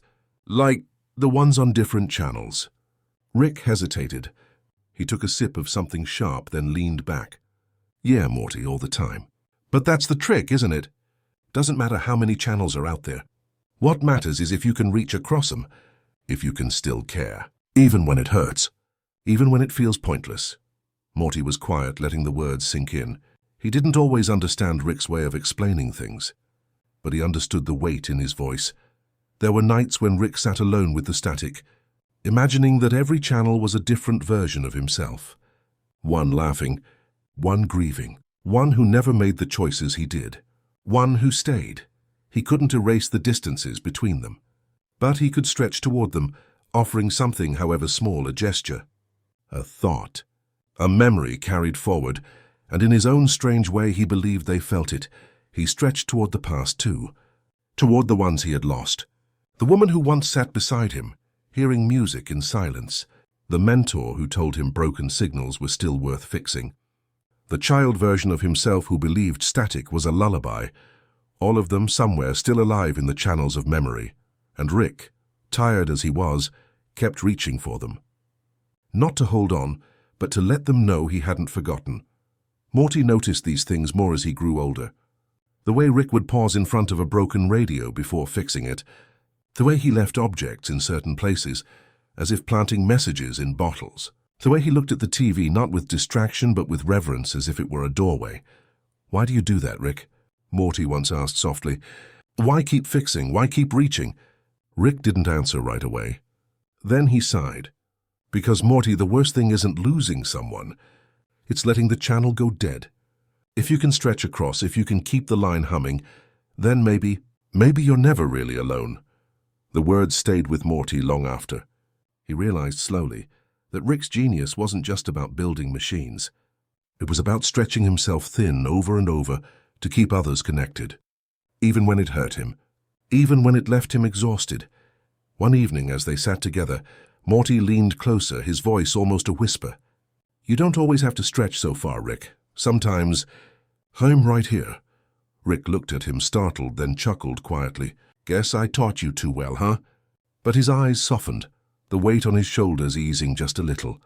That night Rick dreamed, or perhaps it was memory, or perhaps it was just another channel. He saw himself walking across a bridge of static, reaching for hands he couldn't quite touch. And though the distance remained, though the static hummed between them, he kept walking, because that was his gift. Not brilliance, not invention, but the stubborn, quiet stretch across every divide. When he woke, Morty was there, still sleeping on the couch. The television glowed faintly, muttering nonsense. And Rick, for once, didn't feel so far away. He sat there in the silence, and for the first time in a long time, he allowed himself to rest. Rick's legacy wasn't the machines. It wasn't the adventures or the chaos, or the infinite versions of himself scattered across universes. It was this: the way he reached, always, across impossible distances. The way he stretched through channels of time, memory and silence, to remind others and himself. That connection was never truly gone. And in the gentle glow of that endless screen, he understood the stretch itself was love. In the end, no one remembered the formulas.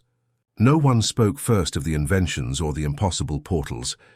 Those were there, of course, scattered like artifacts of brilliance. But they weren't the stories that lingered. What people remembered were the smaller things.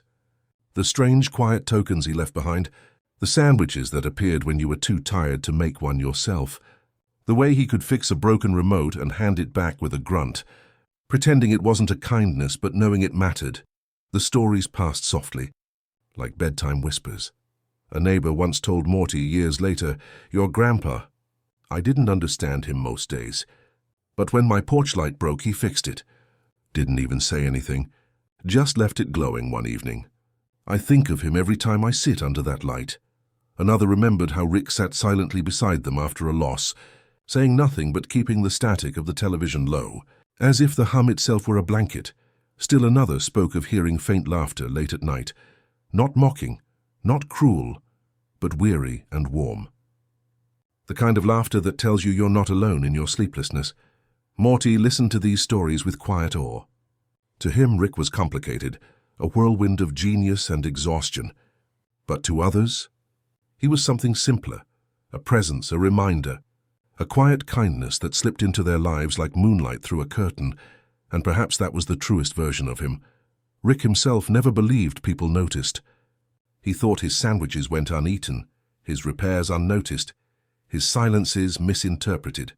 But in truth, those were the things people carried forward because genius fades, machines rust, universes collapse. But kindness, even unspoken, lingers. Morty once told Summer, "You know, it's weird. Grandpa Rick, people don't tell stories about his science. They tell stories about his heart." Summer raised an eyebrow. "Oh, you think he'd like that?" Morty thought for a moment, then shook his head with a small laugh. "Nah, he'd hate it, but I think deep down he'd be glad." Sometimes in quiet evenings, Morty retold the stories himself, sitting with friends, sitting with strangers, even sitting with a future child who asked what Rick was like. He didn't describe the portals first. He didn't describe the chaos. He said he was the kind of person who'd notice if your lamp didn't work. The kind who'd sit beside you without asking questions. The kind who'd leave food where you'd find it, even when he couldn't say the words out loud. He was complicated, but he cared in his own way. And those who listened nodded, smiling softly, as though they'd known him too. In time, the stories stretched beyond family. Neighbors passed them on. Friends carried them forward. Even strangers, touched once by a small gesture, kept retelling their fragments. A broken radio he fixed. A joke he told when someone needed to laugh. A night when he walked someone home without saying why. The stories were not epic. They were not spectacular. But they were the ones that lasted. Rick never heard them, of course. Or if he did, it was through the faint hum of static carried across channels. But perhaps that was enough. Perhaps in some deep place he knew, because the truth was this. His legacy wasn't brilliance. His legacy was presence, and presence is what people remember when everything else fades. On a quiet night, Morty found himself in front of the flickering television, the screen muted. He whispered softly, as though Rick could hear him through the glow. "They remember you, Grandpa, not for what you thought, but for what you gave even when you didn't notice, for the way you stretched across silence, for the way you cared." The static hummed back, warm and steady, and Morty closed his eyes, letting the glow wash over him like a lullaby. Rick found himself walking in a place that could not exist, yet felt more real than any lab, any world, any portal he had ever built. A garden stretched around him, not a garden of trees or flowers, but a field of screens.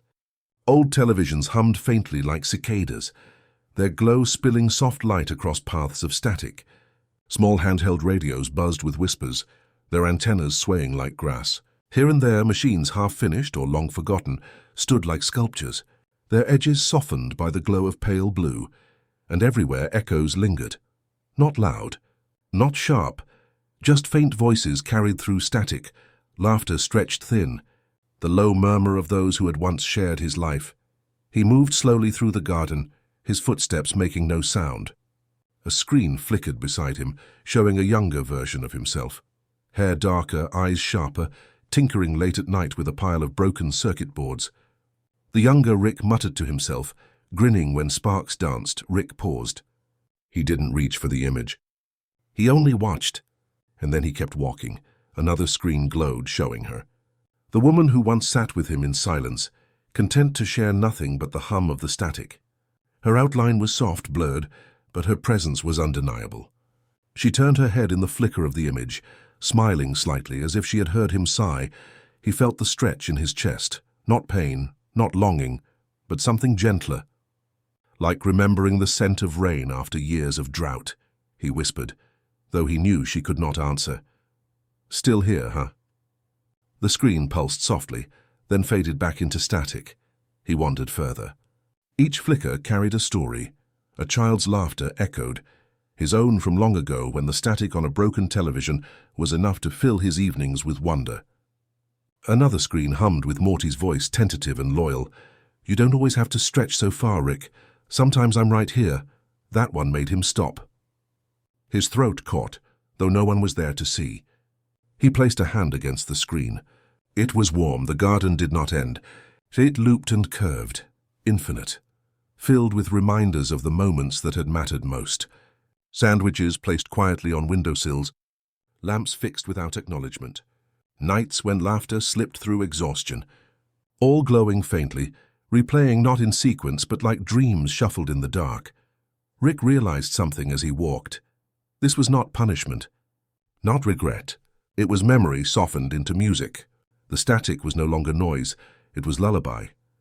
In the far corner of the garden, a larger screen flickered brighter than the rest. Rick approached slowly, almost reluctant. On it he saw Morty, older, speaking to someone unseen. He wasn't perfect, Morty was saying. He wasn't easy to love. But he cared, and that's what I'll always remember. Rick watched in silence. The words folded into him like blankets.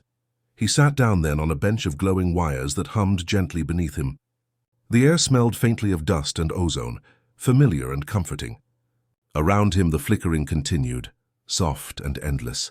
For the first time in a long while, Rick felt no need to fix, no need to invent, no need to reach further. It was enough to sit among the echoes. It was enough to let them wash over him, each one proof that his life, chaotic as it was, had left ripples of connection behind. The garden dimmed gradually, not vanishing but shifting to a softer glow, as if urging him to rest. Rick leaned back, let his eyes close, and exhaled. The static sang a low, steady hum, wrapping around him like a blanket, and in that lullaby of light and sound, Rick surrendered not to despair, but to stillness. The garden of flickering screens lingered like a soft dream, but eventually even dreams grow quieter. Rick walked less now. The paths curved gently beneath him, but his feet no longer needed to explore. He had seen enough, remembered enough. One evening, or perhaps it wasn't evening, for the light here never followed rules, Rick lowered himself onto a worn couch that seemed to appear just for him. It wasn't leather or fabric or metal, but a mixture of all the couches he had ever known. The one from his childhood home, the one where he had shared late-night shows with his love, the one stained with coffee where he and Morty had laughed too hard, all stitched together in memory, all softened by time. He eased into it. The cushions sighed beneath him, welcoming, forgiving. Around him the glow of the screens dimmed. They still flickered, but slower, gentler, like lanterns left out in the rain. The voices he had heard grew distant, then tender. Morty's voice, her voice, the laughter of his younger self, all drifted into the same soft hum. Rick closed his eyes. For once, he didn't chase them. He didn't try to catch the words or fix the static. He simply let it wash over him, and as it did, he felt something he hadn't in years. Release. It wasn't surrender in the way he had always feared. It wasn't defeat or giving up. It was rest, the kind he had long denied himself. The kind that came not from exhaustion, but from knowing there was nothing left to prove. His inventions, his adventures, his mistakes, they had all scattered across universes like sparks in the dark. And yet what lingered wasn't the chaos, it was the small things. The sandwiches left without a word. The nights when silence was enough. The way Morty had stayed, even when others hadn't. He realized now, those were his true inventions, time folded gently around him. He could almost feel Morty sitting near, though the boy wasn't there. He could almost smell the faint trace of coffee, hear the quiet static of a muted television in the background. These weren't ghosts, they were comfort. Echoes made soft enough to hold. Rick stretched his legs across the couch, pulled an old blanket. Where had it come from? Over his chest, and let his head fall back. The static lulled him, steady and low. He thought of stars, not as burning giants, but as tiny televisions hung in the dark sky, each flickering with its own story. He wondered if someone somewhere was watching his. He smiled faintly at the thought, and then in the softest way he let go of wondering. The screens dimmed further. The garden blurred into darkness. The hum of static slowed until it was indistinguishable from silence. Rick's breathing matched it, long and steady. He did not vanish. He did not end. He simply rested, folded into the quiet like a channel that fades into snow but never truly disappears. Somewhere, perhaps in another corner of the multiverse, perhaps only in memory, he was still there, napping in the glow, wrapped in the hum of his own inventions. Finally, at peace, and with that his long rest began. Thanks for spending this time with us. Sleep well. Everything's going to be okay, man.